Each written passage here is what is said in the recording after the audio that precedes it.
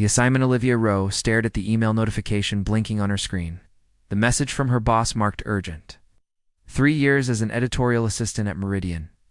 Publishing had taught her that urgent usually meant impossible deadlines or appeasing temperamental authors. With a deep breath, she clicked open the message. My office. Now. Blackwood situation. Her stomach tightened. Julian Blackwood, the literary world's brilliant but notoriously difficult darling, was 2 years past deadline on his follow-up to the Pulitzer-winning Midnight Corridors. Every editor assigned to him had quit or been fired. Olivia smoothed her sensible pencil skirt and tucked a strand of chestnut hair behind her ear before knocking on Patricia Winter's office door. Come. In row, Patricia called, not looking up from her computer.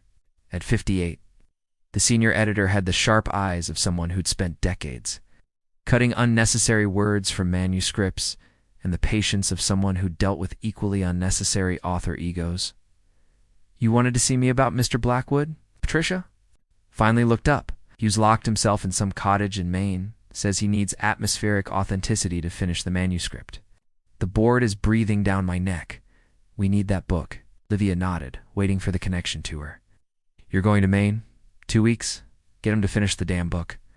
Me, Olivia squeaked. I'm just an assistant. I organize files and schedule. Meetings I'm not. You have an MFA. You understand story structure. You're organized, detail-oriented, and you don't take nonsense from anyone. I've seen how you handle the prima donna poets at readings. Patricia slid a folder across her desk. Everything you need is in here. Flight leaves tomorrow morning. Olivia's mind raced. What about my other projects? The Henderson manuscript needs? Delegated? This is your only priority now. Patricia's expression softened slightly. This is an opportunity, Olivia. Succeed with Blackwood, and you'll move. Up editorial associate position, maybe even junior editor by year's end. The prospect of advancement after years of thankless assistant work was tempting. Still, she'd heard stories about Blackwood, his mercurial temperament. Impossible standards, and tendency to fire assistants for crimes as minor as brewing his coffee at the wrong temperature. That night in her tiny Brooklyn apartment, Olivia researched everything about Julian Blackwood. He's 42 years old, graduate of Oxford, reclusive, rarely photographed. The few images showed a man with intense eyes and a permanent scowl. His interviews were notoriously combative. As she packed her suitcase, her roommate Daphne lounged on her bed. So you're being shipped off to babysit the literary world's most beautiful monster? It's a professional opportunity, Olivia insisted, carefully folding her most conservative sweaters. Just don't fall for him, Daphne warned with a dramatic eye roll. That whole brooding creative genius thing is catnip for bookish girls like you. Olivia laughed. Trust me, romance is the last thing on my mind. This is strictly professional. I need this promotion. The next morning, as her plane descended toward Portland, Maine, Olivia reviewed her strategy. Be efficient but unobtrusive. Anticipate needs. Create an environment conducive to creativity. Don't take his moods personally.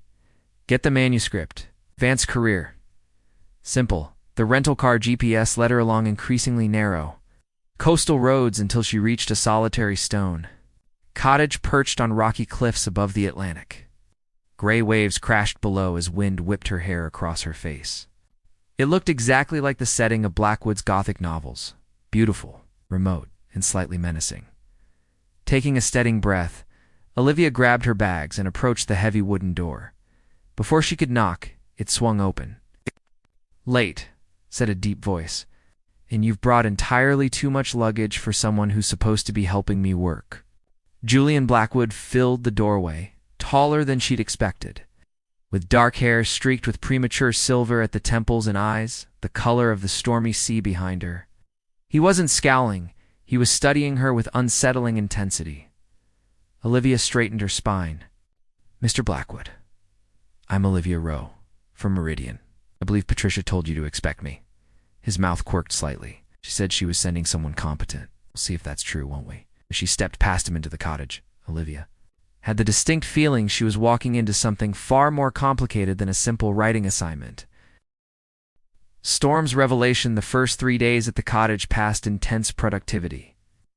Julian worked in the small study overlooking the ocean, merging only for coffee that Olivia learned to prepare exactly to his specifications: French press. Water precisely 200 degrees, beans ground moments before brewing. She organized his research materials, transcribed his barely legible handwritten notes, and kept the publishing house at bay with diplomatically worded progress reports. They spoke little beyond work necessities. Julian seemed to prefer it that way, and Olivia was determined to maintain professional boundaries.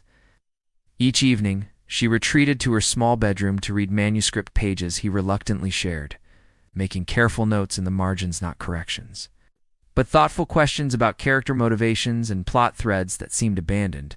On the fourth morning, Olivia woke to the cottage trembling under assault from howling winds. Rain lashed against the windows with violent determination. In the kitchen, she found Julian staring out at the tempest, a mug clutched in his hand. "Weather service says it's a nor'easter," he said without turning. "We're effectively cut off until it passes. The road to town is already flooded." Olivia checked her phone. No signal. "The internet's down too." "Good," Julian said, surprising her. "No distractions, no excuses." He finally turned to face her, his expression unreadable. "I need to discuss chapter 27 with you." She hadn't expected this. Julian had barely acknowledged her editorial notes, much less sought her opinion, of course. They settled in the living room before the fireplace, the manuscript pages spread between them on an antique coffee table. Outside, the storm raged, but inside, something shifted as Julian actually listened to her thoughts on his protagonist's journey. "You've identified the exact problem I've been struggling with," he admitted, running a hand through his already disheveled hair. "Elliot's decision doesn't align with his character development in the previous chapters. It's because you're trying to force him toward the ending you originally planned," Olivia suggested, emboldened by his receptiveness. "But he's evolved beyond that trajectory." Julian studied her with new interest. "You speak about him as if he's real." "Ow." "The best characters err," she replied. "They take on lives of their own. Maybe instead of fighting Elliot, you should follow where he's trying to lead you." A hint of a smile touched Julian's lips. "Atch. Patricia didn't tell me she was sending someone who actually understands writing." The power failed as evening approached, plunging the cottage into darkness relieved only by firelight and candles. They moved from professional discussion to personal revelation with surprising ease, the storm creating an intimate bubble that seemed separate from real life. Olivia found herself telling him about growing up in a small Pennsylvania town where books had been her escape, about the novel she'd started and abandoned during her MFA program. Julian, in turn, spoke of the crippling expectations that followed his early success. His fear that he'd never again create anything of equal value. "Why did you stop writing your novel?" he asked, refilling her wine glass. The firelight cast golden shadows across his features, softening them. "I convinced myself it wasn't good enough," she admitted. "That I wasn't good enough. It's easier to help other writers than risk failure myself." Julian considered this. "The greatest risk in writing isn't failure, it's honesty, showing yourself on. The page terrifies most people. Is that what's blocked you on this book? Too much honesty?" His eyes locked with hers. Perhaps the cottage creaked and moaned under the storm's assault. A particularly violent gust rattled the windows, making Olivia jump. Julian instinctively reached for her hand, and neither withdrew when the moment passed. "I misjudged you," he said quietly. "When Patricia said she was sending an assistant, I expected another corporate functionary with no understanding of what this book means to me. And what does it mean to you?" Olivia asked, suddenly aware of how close they were sitting, how the air between them seemed charged with something beyond professional collaboration. "It's about second chances," Julian said. "About finding the courage to begin again after loss." His fingers absently traced patterns on her palm. "Something I haven't managed in my own life, until now." The words escaped before she could stop them. The question hung between them, heavy with implication.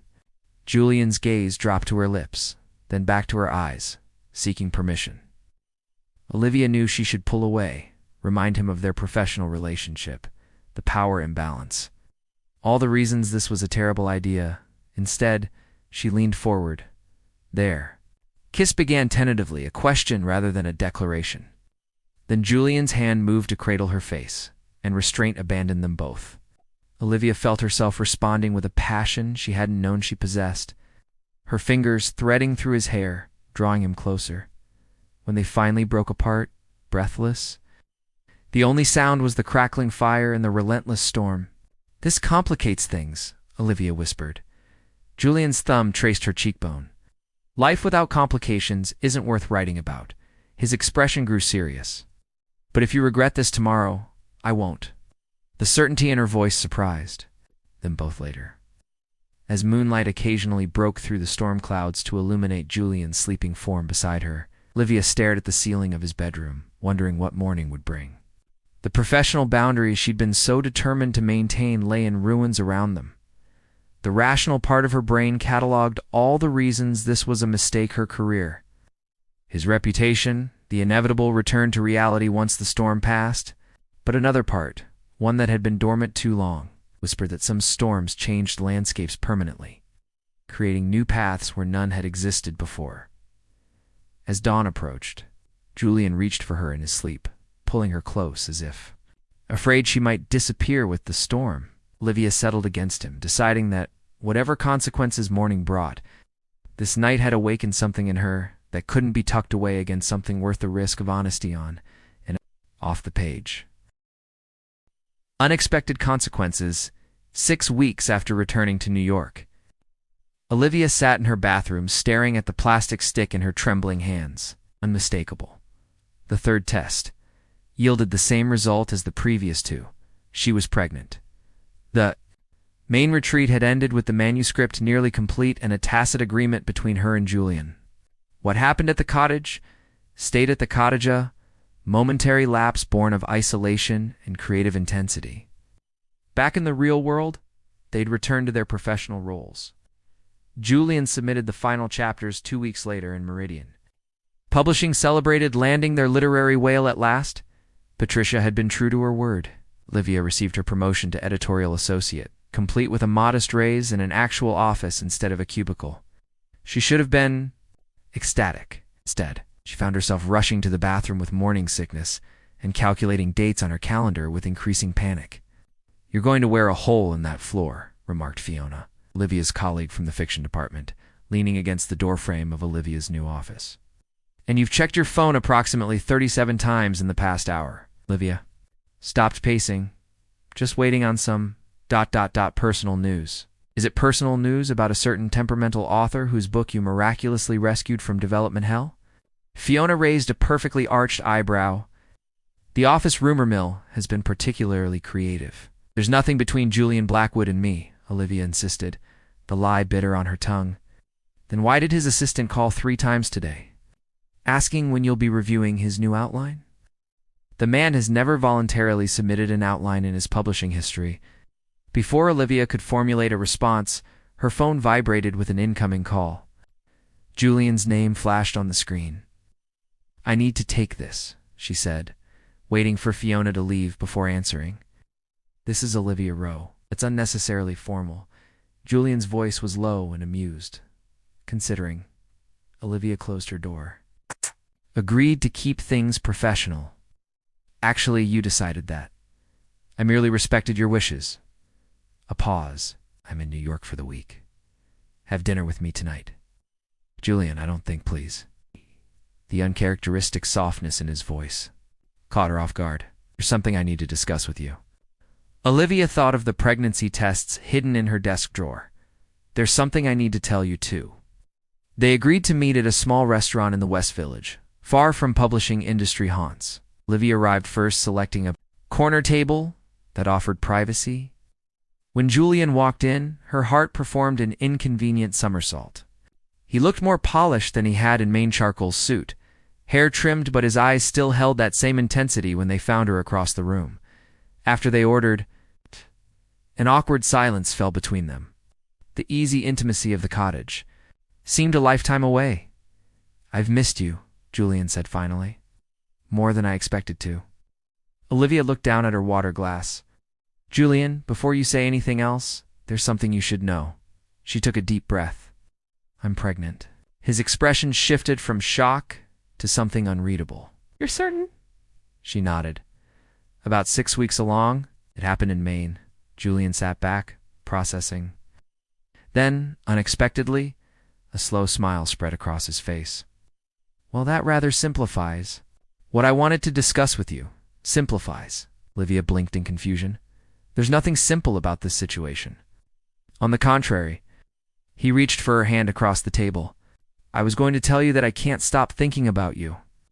That those days in Maine were the most creatively alive I felt in years, and that I want to explore whatever this is between us.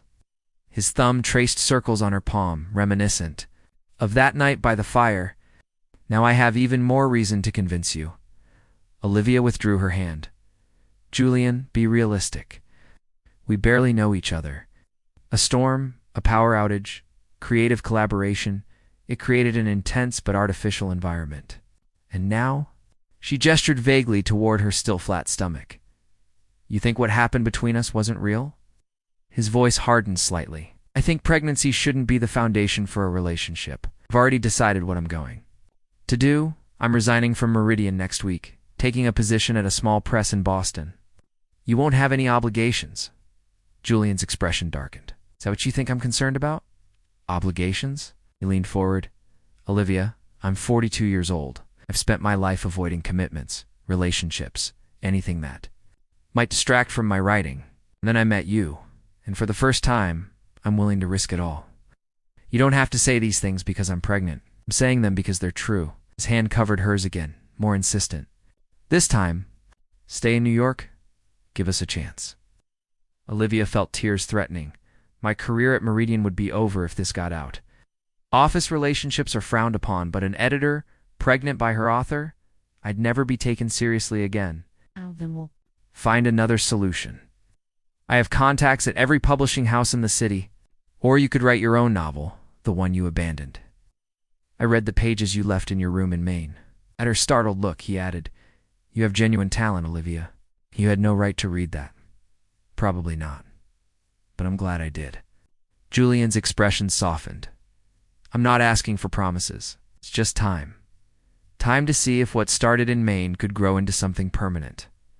For all three of us, Olivia stared at him, searching for insincerity or obligation in his eyes, and finding only certainty. The practical voice in her head listed all the reasons to refuse their different worlds. The complications, the risks to her hard-won career.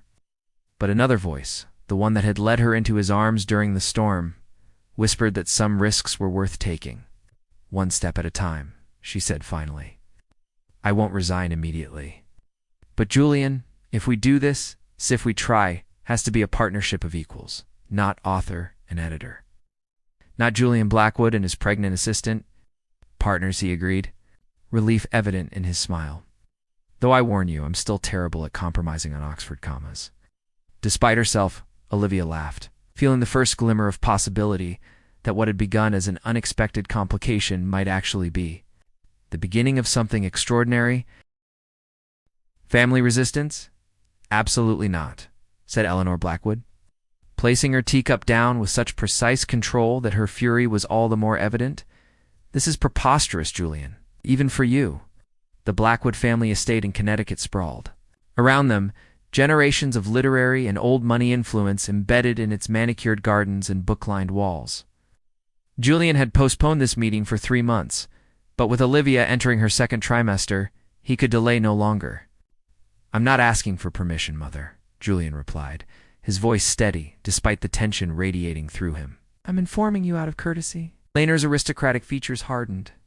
An editorial assistant. Pregnant after what one? Weekend together. Really, Julian, even your father's indiscretions were conducted with more discretion. Don't compare this to father's affairs, Julian warned. Olivia's not a passing fancy. She's brilliant, talented, and carrying my child. A convenient entrapment, remarked Richard, Julian's older brother who stood by the window, as the responsible son who managed the family's considerable publishing investments. Richard had always viewed Julian's literary career as an indulgent hobby rather than legitimate work. Julian's temper flared. You don't know her? Neither do you, Eleanor countered. 3 months of dating after a pregnancy announcement hardly constitutes a relationship. The girl clearly saw an opportunity with a Blackwood and seized it. Her name is Olivia, Julian said through gritted teeth, and she initially tried to refuse my involvement altogether. She was prepared to raise this child alone rather than trap me, as you so charmingly put it. Eleanor waved this away. If you insist on this folly, at least handle it properly. Our family lawyer will draw up an arrangement, financial support, visitation, appropriate confidentiality agreements. There will be no arrangement. Julian stood. I'm going to be fully present in my child's life, and in Olivia's, if she'll have me. This will devastate your reputation in literary circles, Richard warned. Dating your editor? It reeks of impropriety. She's resigned from Meridian precisely to avoid such conflicts. Julian replied, omitting that he'd pulled strings to secure Olivia better position at a prestigious independent publisher. Not that my personal life is anyone's business. Eleanor's voice turned calculating. What about your work? You've barely begun the follow-up to Midnight Corridors. Another relationship disaster will only derail you further. It was her most effective argument, striking at Julian's deepest insecurity that his creative well might run dry.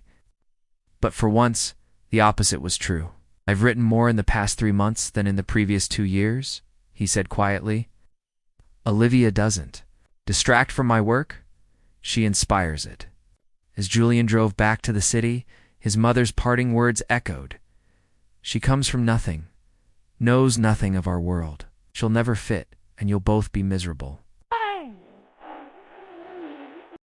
Across town, Olivia was facing her own familial tribunal in a cramped Queens apartment where her parents had relocated after retiring from teaching. An author, her father repeated, his English professor's vocabulary apparently deserting him. Your author? He's not my author anymore, Dad. I've changed jobs, Olivia explained for the 3rd time. And yes, we're having a baby together. Mother Teresa placed a protective hand on her husband's arm. Honey, we're just concerned. Happening so fast. 3 months ago, you'd never mentioned this man, and now you're having his child. I know it's unconventional. It's reckless, her father interrupted. Julian Blackwood, I've read his books, taught them in my classes. Brilliant, yes. But his interviews paint him as arrogant, difficult, and from what I understand, obscenely wealthy. What could you possibly have in common? The question stung because it echoed Olivia's own doubts. That surfaced whenever she entered Julian's elegant Upper West Side apartment or listened to him casually mention friends whose names appeared on bestseller lists and award nominations. We share a love of literature, Dad, of storytelling. He respects my mind, my editorial judgment, and when the baby comes, Teresa asked gently, when your body and attention are divided, will he still respect your judgment when you're too exhausted to discuss his precious manuscript? The question hit a nerve. Despite Julian's consistent support, Olivia occasionally caught glimpses of the demanding perfectionist she'd first met in Maine. His creative process required undivided attention that a newborn would make impossible. We're figuring it out, she said, with more confidence than she felt. One day at a time. Later that evening, Julian and Olivia met at her modest Brooklyn apartment, which increasingly contained evidence of his presence: books, a spare laptop, his preferred coffee beans. They exchanged battle stories from their respective family encounters. My mother suggested a confidentiality agreement, Julian admitted, pouring them both sparkling water. Richard implied you were a gold digger. Olivia laughed without humor. My father thinks you're an arrogant elitist who will abandon me when I'm too sleep-deprived to discuss metaphor. They sat in silence, the weight of others' expectations pressing down on them. Maybe they're right, Olivia said finally. Maybe we're from worlds too different to bridge. Julian moved to sit beside her on the couch. Do you know what I was thinking as my mother listed all the reasons you don't belong in my world? Leave. He placed a hand on her slightly rounded belly. I was thinking how desperately I want to belong in yours. Olivia looked at him in surprise. Your parents built a life around books and ideas without wealth or connections, Julian continued. They raised a daughter who recognizes good writing not because of the name on the cover, but because of the truth on the page. He took her hand. My family's legacy is paper-thin, Olivia. Pretension masquerading as taste. But what you and I could build together, that could be authentic. It won't be easy, she warned. Your mother will never approve of me. And your father may never warm to me, he acknowledged. But they don't get to decide. Olivia leaned against him, drawing strength from his certainty. The baby moved yesterday, she said. Just a flutter, but definitely movement. Julian's expression transformed with wonder. Really? She guided his hand to the spot. It's too early. To feel from the outside, but knowing someone's in there, growing ... It makes everything else seem smaller somehow. As they sat together, hands intertwined over their creating child, the voices of doubt, both external and internal, temporarily receded. Whatever worlds they had come from, they were creating a new one together, word by word, day by day. Should start looking for a new place, Julian suggested. Something that's ours, not mine or yours. A fresh start. Olivia nodded, allowing herself to imagine a future beyond the obstacles. Somewhere with good light for writing. And bookshelves. Lots of bookshelves. For your novel as well as mine, Julian said. His belief in her talent unwavering despite her continued hesitation to return to her own work. Our child should grow up seeing both parents create. As night fell over Brooklyn, they remained entwined on the couch. Planning a shared future neither had anticipated 6 months earlier. Outside their window, two vastly different worlds continued to resist their union. But within the walls of Olivia's apartment, a new world was taking shape, one sentence, one heartbeat at a time. New chapter. The nursery walls were the color of Donna Soft. Hopeful pink that Julian had insisted wasn't gendered, but simply the most beautiful first light a person could wake to. Olivia stood in the doorway, one hand resting on her now prominent belly, watching as he assembled a bookshelf with uncharacteristic patience. Their new brownstone in park. Slope represented the compromise they'd forged over the past. Months close enough to Manhattan for work commitments, but firmly planted in a neighborhood where families and creativity coexisted without pretension. The third floor had been converted into matching writing studios, separated by a sliding door that could open to create a shared space or close for focused solitude. I think she likes it, Olivia said, feeling a series of kicks against her palm. She's dancing. Julian set down his screwdriver and crossed to her, placing his hand beside hers to feel their daughter's movements. After 5 months together, these moments still filled him with visible wonder. Of course she approves, he said. She's already developing your impeccable taste, Olivia smiled, leaning into him. The journey to this peaceful moment had been anything but smooth. Julian's mother still referred to her as the editor rather than by name during their infrequent, frigid interactions. Olivia's father maintained a polite but wary distance, scrutinizing Julian during family dinners as if waiting for his true character to reveal itself. The publishing world had buzzed with speculation when their relationship became public. Whispers about favoritism and propriety. Patricia had been disappointed but not surprised.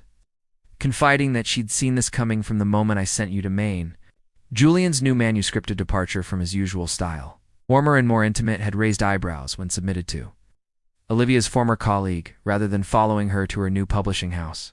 Yet somehow, despite the external pressures, their relationship had deepened rather than fractured. They developed rhythms and rituals, morning coffee and reading passages aloud from works in progress.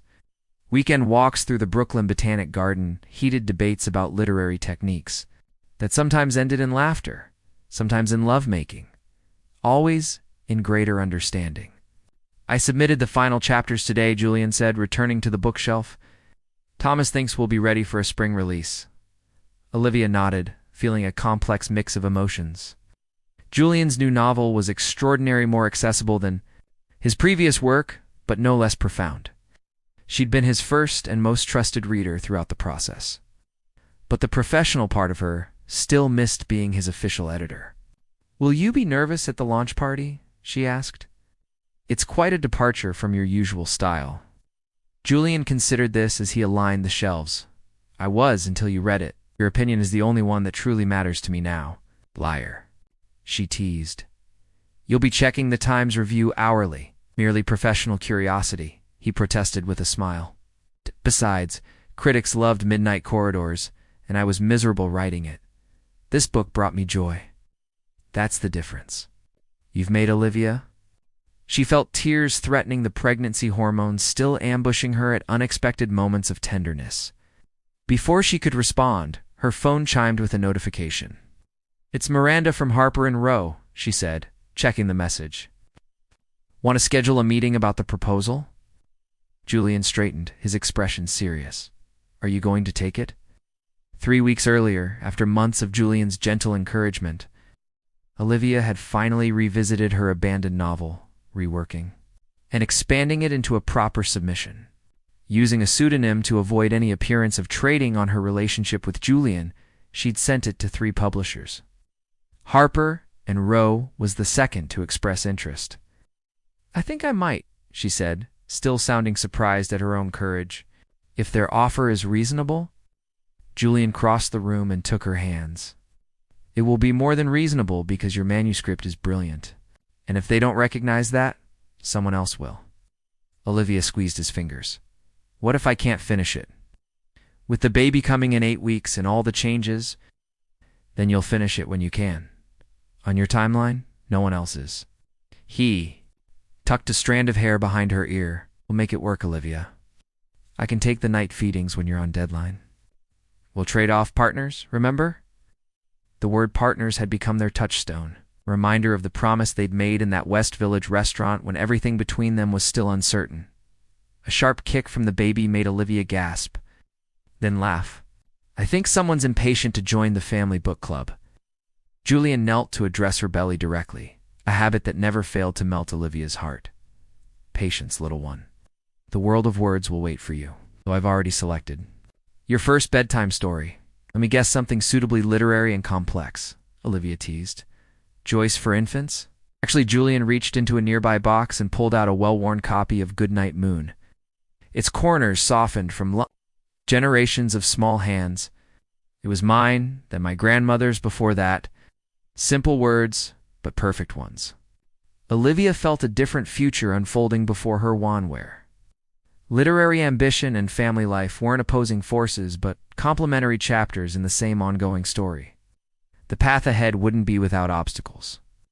Julian's creative temperament would still sometimes clash with her pragmatism. The expectations of their different backgrounds would occasionally resurface. Balancing to writing careers with parenthood would require constant negotiation. But standing in the nursery they'd created together, Olivia felt a certainty that had once seemed impossible. What had begun as a professional assignment transformed by a storm into something unexpected, had become the most important work of her life, a collaboration more meaningful than any book either of them might write. That evening, as autumn light faded outside their brownstone windows, Olivia sat in her new writing studio, fingers hovering over her keyboard. From Julian's adjoining space came the familiar, comforting sound of his typing steady, then pausing, then resuming with renewed purpose. The sliding door between their studios stood half open, a perfect metaphor for the lives they were building. Separate creative identities connected by an open passage, allowing movement between independence and togetherness. Olivia placed her hands on her keyboard and began to write. Not her novel this time, but something new, a letter to their daughter about how stories sometimes begin in the most unexpected ways, about how the most beautiful narratives are often the ones we never planned to tell. From the other room, Julian's typing paused. "Tea," he called. "Please," she answered, continuing to type. When he appeared minutes later with her favorite herbal blend, she was still writing. Caught in the flow that had once seemed lost to her forever, Julian set the mug beside her, pressing a kiss to the top of her head before retreating without interrupting her concentration. The gesture of someone who understood both the sacredness of creative momentum and the importance of small, kindness. As night settled over Brooklyn, 2 writers worked in companionable near solitude, occasionally sharing a sentence or seeking an opinion, but mostly content in the knowledge that whatever words they put on the page, the most meaningful story was the one they were living together. Story still in its early chapters, with all the best parts yet to be written, in the nursery across the hall. Moonlight illuminated the newly assembled bookshelf, waiting to be filled with adventures, insights, and the endless possibilities that come with a blank page and the courage to begin.